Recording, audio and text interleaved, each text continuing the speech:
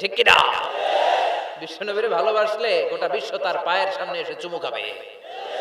আমরা ওই নবীর ভালোবাসা চাই, আমরা ওই নবীর শাফাত চাই, আমরা ওই নবীর নেতৃত্বে জান্নাতে ঢুকতে চাই।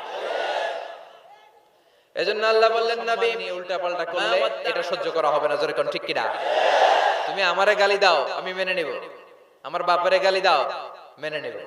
আমার দলের গালি দিবি, মেনে নিব। কিন্তু আমার নবীর গালি দিলে খবর আছে না নাই?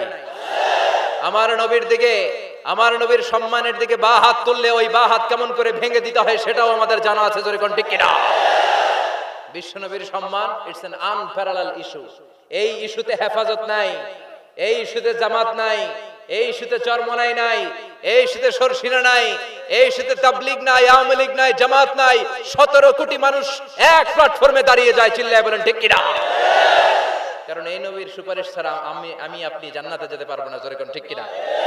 এজন্য নবীর ভালোবাসা, নবীর প্রতি